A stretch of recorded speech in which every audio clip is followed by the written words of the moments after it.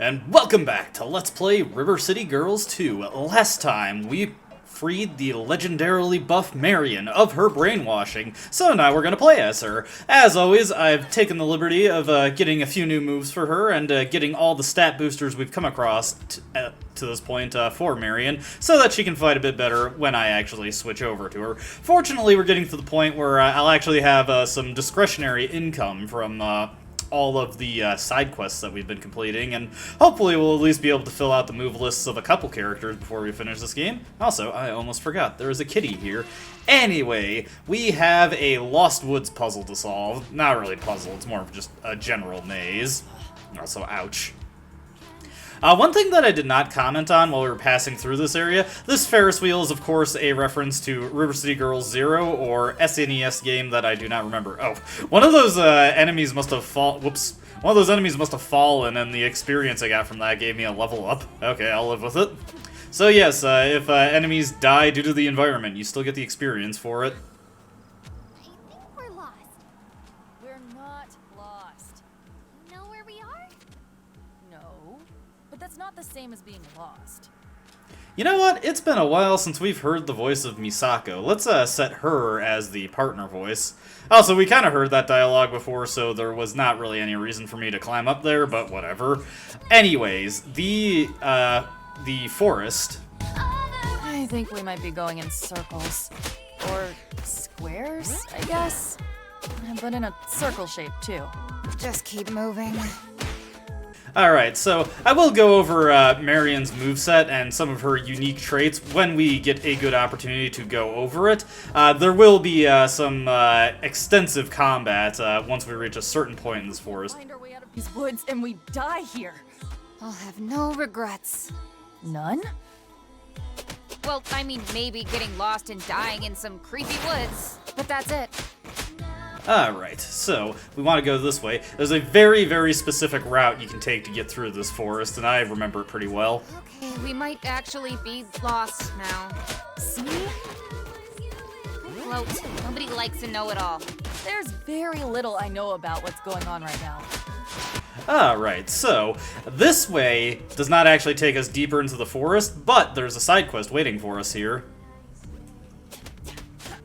Alright, so this mystery side quest, this one's also known as Survival Horror, which is the Steam achievement name. Anyway, now that we're actually in a lock screen, and this is a pretty extensive battle, let's go over some of Marian's special traits. Marian is pretty heavily based around grapple moves, so to facilitate that, she does absolutely ludicrous stun damage. A full combo from her will pretty much always stun an enemy, and her guard break move also has absolutely ridiculous stun damage. Her guard break is also by far the best in the game, purely because not only does it have a really good hitbox, she actually buffers it properly. If you do a down attack and then just keep holding the button, she'll activate it. You just hold the heavy attack button in general, she will activate it. And yeah, these stupid zombies. I'm trying to show off the guard break a bit better, but okay, what the heck? Die.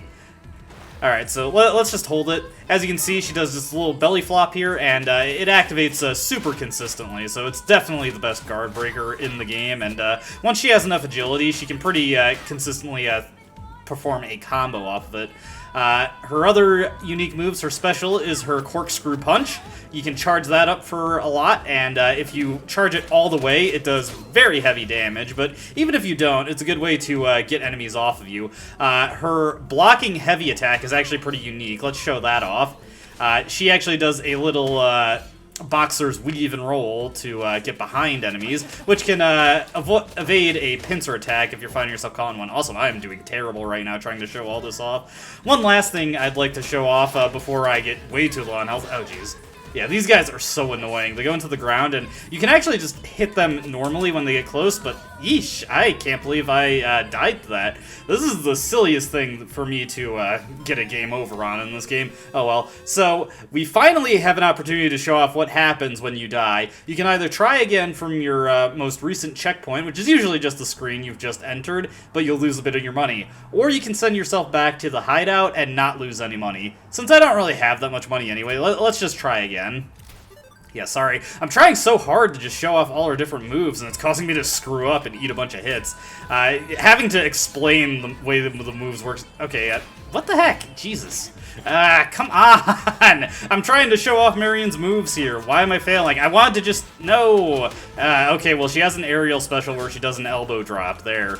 What I want to show off, though, there we go. That is her aerial throw. Aerial throws are really tricky to do in this game, and they were really tricky to do in River City Girls 1 also. But aerial throws, you hit the heavy attack button and the special button at the same time, while you're a very particular distance from the enemy in the air, and they do absolutely insane damage and often have a sort of impact effect or landing area where they deal good damage to enemies below, almost as much as the grab itself does to the enemy you actually picked up. If you can do them consistently, they do very, very good damage. Many of them can be guaranteed single combo kill confirms, so that's something to keep in mind. I don't like them that much just because they're pretty finicky, but again, Marian has some of the more generous hitboxes for all of her moves in this game, so she can pretty consistently pull it off.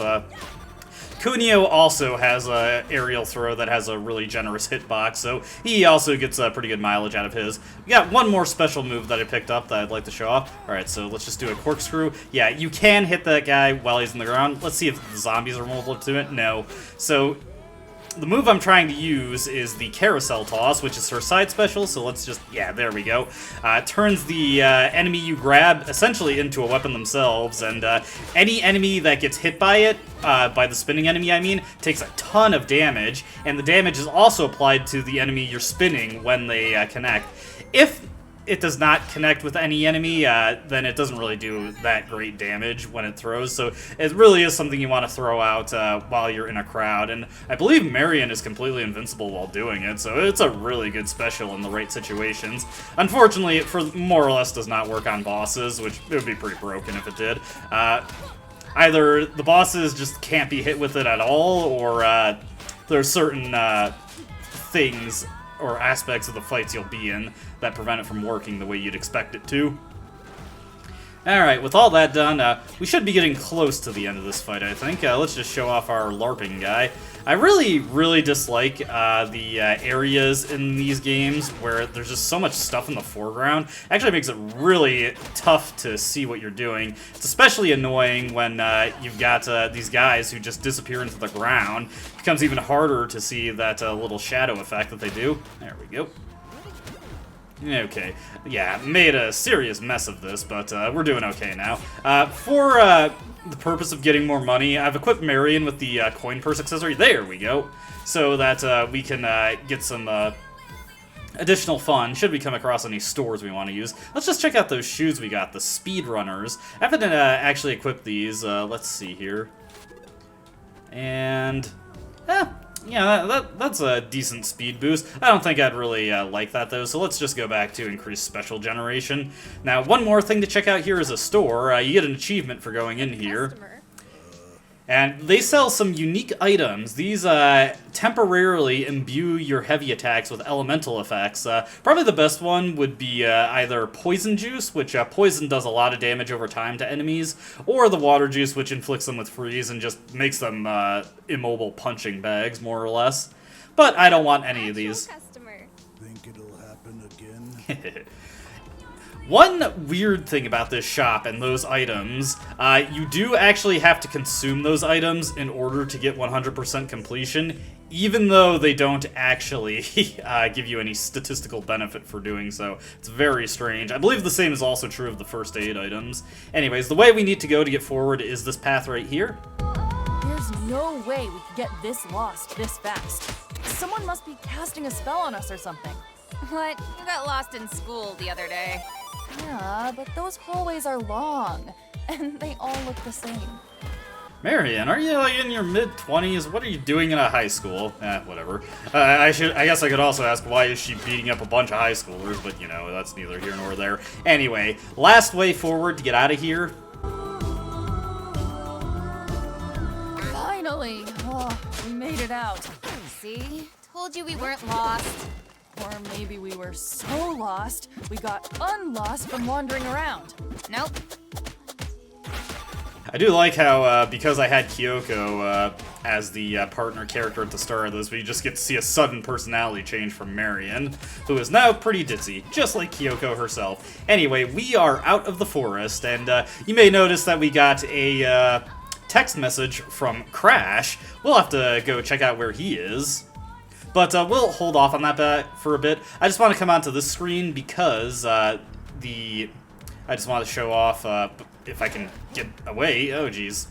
This store right here is a music store if you want to check it out. I don't care to. The bus stop for this area is here. We could take it to go back to the entrance to the Flatirons and get to the spa area, which is where Crash is located, and that's where we can do his side quest. But we're going to save that for a bit. Oops. I am so bad about running into that fireplace. I do it all the time when I'm playing co-op with my friend. Anyway, let's get out of here. We want to go into that cabin that we passed by. That'll take us to the next main quest we need to do, as well as the next side quest we need to do. Okay, so we can just go past these guys, go straight into this trap door here. And there are two things we want to check out on the screen. Creepy vines everywhere, just like that other me described. This must be near where she passed out. Come on, let's keep going.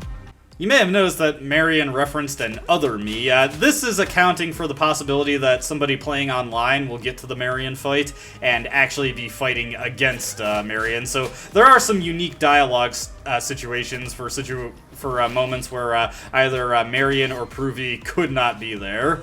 Alright, let's go into this crypt first, and... What is this place? Looks like some kind of skeleton market. Because it is! Welcome to the skeleton market. I just said that. I know, you're very perceptive. Yeah, well, let's talk to this guy. Hey, you're that skeleton who greeted us when we first arrived. 'Tis true, 'tis I. Oh, jeez, you're not gonna talk like that the whole time, are you? Well, I like to bring a certain level of panache to my salesmanship, but if you're not having it, I can tone it down, sure. What is this place? We sell unusual goods, ones you would never find in a traditional market. Our local pawn shop has a lot of weird things for sale. Well, yes, maybe a bit of overlap there, but can they beat our prices? Probably. Oh. Well, we were forced to set up shop here after the witch Blair banished us in the most inhumane manner. Well, you're not human, right? No, technically, but people could still act a little kinder towards the skeleton vendors. What's worse is Blair stuffed my tarot cards into a t-shirt launcher and shot them out across the woods. I'm near powerless without them. We can help you find them. What? No, we've already got way too much on our plates. Oh, glorious! They should be nearby. Look for glowing, floating cards. Find them all and you'll be repaid in both goods and a very big smile from yours truly. Great, looking forward to that. Come on. We'll find your playing cards, skeleton guy. The mother of all funny coincidences, the first time I came across this guy, I had just got done watching the What Happened for the Atari Jaguar. Anyway, this guy gives us our next game-long collection side quest. Now, even though he said that all of the cards are close by, there are cards to collect in every area in the game, save for one, but we'll get to that when we get to that. It won't be until after Technos that becomes relevant. Well, actually, it won't even be until after Ocean Heights, really. But, again, we're getting ahead of ourselves. The tarot cards are indestructible objects all over River City, like this one right here. That was very unfortunate timing, but yes, one of the cards is, in fact, right in this area. Those tarot cards. Tarot cards. What's a tarot? I don't know, just keep looking. Anyway, there's a couple shops for us to check out here. First off is my favorite shop in the game, just because of the name, the Shadow Realm. And once again, we're just going to pick up everything that isn't luck or weapon power. Well, if you weren't killed out there, please come again anytime. I plan to, Shadow Billy. Actually, no, I don't. Not at all. But, that aside, let's go over to this one here, Six Sweet Under. Hello yourself, Pop. Anyways, there's a couple items here that if you use them on the go, they can potentially have negative effects, but here we can just eat them and get the stat bonuses. What a sweet tooth you got there. Stay safe out there, kiddo. I'll try my best. Anyway, that is all we need to do in the skeleton market until we have all tarot cards. There are 22 to collect altogether, and they are scattered across every area, going over things you are already aware of, but I want to make sure everybody is on the same page. With that said, we need to get all the way to the end of the graveyard. As you can see, the digged up areas, uh-oh, my controller seems to be having some issues. I've been having a weird issue with my controller where it just seems to keep reading down inputs. Here's another tarot card. How many of these things are there? Way too many, way too many. I forget if there's anything else in here. We can always just check our GPS and just the quest, I think. Primary quests make things red also. Hey, it's Skullmageddon! Look, it's that skeleton shopkeeper with the golden cat. What's up, Boney? Oh, you know, just getting by. Taking it one day at a time. You know how it is, right? I mean, we're not creepy skeleton monsters, but yeah, otherwise we can relate. And what, pray tell, are the two of you doing deep in these haunted woods? We're helping our friend Marian find out who put her under a spell. Marian, you say? Oh, geez, never heard that name before. Is it a name? You're hiding something, aren't you? Fine, you've got me, I'll talk. But only because you've been loyal customers, and I respect that. Back when I was more of a supervillain and less of a purveyor of fine goods, I tussled with the Lee brothers a few times. And let me guess, you kidnapped Marian to get their attention? Well, that was generally how it was done back then. But she taught me a real lesson. I could still feel her fist in my gut. Ooh, indigestion. Did you put a spell on her? I would never! I mean, maybe back then if it had occurred to me, but it didn't. So now I just sell trinkets and impulse items. Speaking of, are you two in the market for any snacks, appliances, or rare forbidden treasures? Nope, unless one of them can get us through these vines. Ah, for that you'll need ghost peppers. About 6, I'd say. What's a hot pepper going to do to magic vines? No, a literal ghost pepper. They're the ghosts of peppers prematurely eaten. This town is so strange. Indeed. I saw some ghost peppers floating around here quite recently. I'm sure you could find some if you look around. Alright, so we get our next main quest. We have to collect literal ghost peppers who can burn through the vines for us. They are located in the Trainyard, the amusement park, and the Ferris Wheel. Though we cannot do this in any order we want, we do have to go to the Trainyard first, as the trap we need to actually catch them is located there. And at the same time, we can also pick up that quest from Crash, which we might focus on doing that first. Oh, no! That was not a good idea. So, I will just meet you at the spa area so we can take on Crash's quest first. Alright, here we are at the spa, and awaiting us is Crash the man himself. But where are his boys? What up, dudes? Y'all ready to get wrecked? No, that sounds painful. And annoying. What's your name, guy? I'm Crash, and nobody can beat my best time in a cross-city relay race. I guess that's a thing someone could be proud of. You two up for the challenge? What do we win if we beat your time? Bragging rights. Pass. And a cash prize. But like, you should do it for the bragging rights. I'm sort of a big deal around here. So you keep saying. All right, let's see what you two are capable of. Ready? Alright, so we get our quest from Crash, and it's basically the River City Girls equivalent of the Running Man quest from Zelda, but this one's actually beatable. It's fairly straightforward. We just have to make our way back through the, I keep forgetting what its name is. We'll just call it the Lost Woods. We gotta make our way back through the Lost Woods, and we'll actually get to see off. This is actually a good opportunity to show off something that is there to help you with the Lost Woods, should you be getting, well, lost. So along the way, we will also be seeing these stopwatches. Red ones take away 5 seconds, green ones add 5 seconds to your time, so that can keep you ahead if you're having trouble. But honestly, if you know the route, this is very easy to do. And as you can see, we don't actually get to run alongside Crash. He just teleports through the different areas. There's a green watch, but we're just going to ignore it.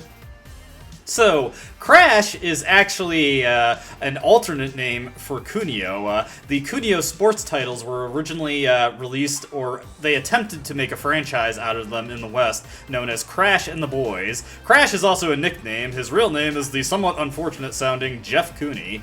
But now, as of River City Girls 2, he is a distinct entity from Kunio entirely. Now, you may be noticing, now that we've gone through the Lost Woods once, we are now seeing these runes floating over the correct path. So if you are legitimately getting too lost, you will have the correct path marked for you going back through the woods. And once you know the correct way, it is super easy to beat this time. You do not have to collect any of the green stopwatches to beat this, and you'd have to be phenomenally careless to hit enough red stopwatches to make this unwinnable. And as long as I don't get hung up on the scenery, we should be able to finish this with plenty of time to spare. And yep, just want to make sure I don't accidentally run into the fireplace, and let's dash. I don't care that I picked that up by accident. And to finish this, you have to hit the flagpole like in Super Mario 64. Oh, I've never had my time beaten before. I think I need to be alone to process this bogus turn of events. Take your time. But give us that prize in the meantime. Oh, yeah. Fair is fair, huh? Here you go. Oh, don't be a sore loser, Crash. But hey, money and EXP and false eyelashes, I do not care. Now that that's taken care of, let's get back to the Trainyard and take care of the thing that will actually progress the game for us.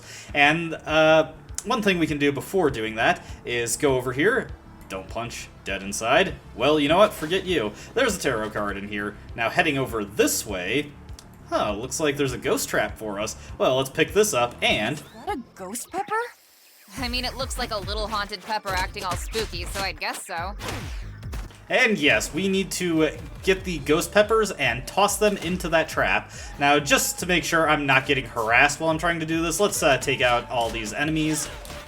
Fortunately, Marian's damage is absolutely stellar, so she can just tear through these guys in relatively short order. Now, to get to trap the ghost peppers, you have to actually punch them. Yes, these are corporeal ghosts, so we can easily just beat them up. Then, pick them up, and oh, whoops. Looks like walking off that edge caused me to drop him. It's actually very unfortunate how far this guy is from the trap. Let's just see if we can actually make it. The ghost peppers will get back up after a certain amount of time. Yes, okay. And you have to throw them into the trap. How many of these things we need? 5 more. And get a little bit of running commentary They're actually kind of cute. for every ghost pepper we collect. And haunted. Don't forget that part. Oh, Marian, come on, they're just little ghostly peppers. And yes, we have to carry the trap with us to the other screens where we have to get them. Fortunately, all the screens we need to go to are in a row, so this is not too much of a hassle. Once again, we want to make sure we take out these enemies. What the heck was that? I have no idea what hit me there. Whatever, not a huge deal. Let's just... Wanted to continue my combo there. Okay, let's throw out my LARPer here. Nope, couldn't do much with him. Yeah, I'm just doing absolutely horrible. You know, it's funny, like, I'm practicing with the character and I'm feeling all good about how I'm doing with her off-screen, but then get into the actual recording, it's all going to heck. What the? Whoa! Okay, so her pile driver has priority over my carousel throw. Good to know. I better smash open that vending machine so that we can heal ourselves up a little bit, just in case. I wonder if I got hit by the ghost pepper, or maybe somebody just tossed a dodgeball. Whatever. Now that that's taken care of, we can get these ghost peppers, no problem, as soon as I can hit them. Okay. And yes, there we go. Now, let's make sure we're standing the proper distance here. It's a little finicky. The ghost beam doesn't always... Here, take it. I hate spicy things. No one's asking you to eat it. That's good, because I never would. I just wanted to make sure that dialogue finished, but yeah, the ghost trap is a little finicky. They don't always go into it like they're supposed to. Alright, now let's just... Gotcha. How many is that so far? Well, 12, I think, or maybe 3? You're not helping. Well, don't ask me to count. Ugh, I hate peppers. Oh, Marian, you're so inattentive. Alright, but we've just got 2 more to grab. Let's get over to the Ferris Wheel area. And unlike the previous areas, I'm just going to ignore the enemy because they have a tendency to just fall to their deaths anyway, so it doesn't really matter. What is kind of annoying, though, is that the peppers can float over the death pit, so it can be a little tricky to get them. Whoa, hey, ah! Of course I say I'm going to ignore these guys, and the one we get is one who can throw grenades at us. Well, that's annoying. But yeah, as you can see, should the ghost fall in the pits, they warp onto the platform so that you can get them. Okay, was able to trap that one. I think this is number 5. Oof, my hands are starting to burn. See, they're horrible. Ah, so the peppers inflict contact damage. I do hear that ghost peppers are actually hot to the touch, so don't take this as a cautionary tale, I suppose. Anyways, there's the last one. That's 6.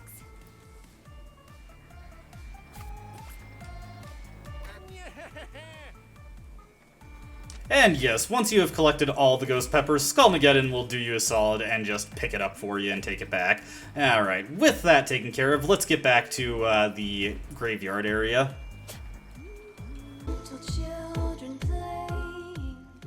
Weird. That furniture is floating. Mine doesn't do that. Seems kinda evil. And dead. That art! You mean old creepy painting! Stop that! Yes, so on our way back, we get a surprise at the cabin. Not that it's anything too difficult to deal with, but we have unique enemies here, floating paintings. Kind of reminds me of Splatterhouse. Was it the second game where you enter that room and just like all of the furniture starts going evil on you and attacks you? Or is that the first game? It's been a while since I've watched playthroughs of those games. I've only played a very, very small amount of Splatterhouse 2. I'm getting kind of sidetracked here. Well, that's because this is not a terribly difficult fight. These paintings are more just annoying than anything. And I forget how many waves we have to fight these. I know we'll be finished when a moose head pops up, or sorry, it's a deer head. I could have sworn it was a moose. I think a moose would have been funnier. And this is a comedic game, in case you hadn't gotten that so far. Yeah, zombies are just so annoying. They're not hard, they're just annoying. they can just break out of your combos and bite you so often, and they're so launch resistant. They're not even satisfying to fight. You did a bad thing by putting zombies in this game way forward. Shame on thee. Anyways, we're almost done with this. If I can just finish this guy off, and I think that's it. Alright, we are out of here. Let's get our apple and go. Now that we have collected all the ghost peppers we needed, let's just go hit up Skullmageddon and see if he can't burn that bunch of vines for us. Alright, Skullmageddon, help us out here. I think so. Looks like they were pretty spicy after all. And haunted. Do you think they die using them like this? Best not to think about it. Maybe they become ghosts of ghosts. Yeah, let's go with that. Now I'm being put into deep thought myself. But I think we've done enough for this video. I think it would run a little long if we actually went into the rest of the graveyard area. So we're gonna call it a video here. I'll just pause so I don't get harassed while I do my sign off. As always, I hope you enjoyed watching, and I hope to see you in the next video. Now that we've had a chance to demonstrate every character, let's rotate back to Misako so she can get some floor time. Haven't actually played as her too much in my personal playthroughs, even though she was my preferred character in the first game, just because I've been trying out all the new characters, or the characters I didn't get to experiment much with in the first game, like Kunio and Ricky. But, once again, I am getting sidetracked. Hope to see you in the next video. Goodbye.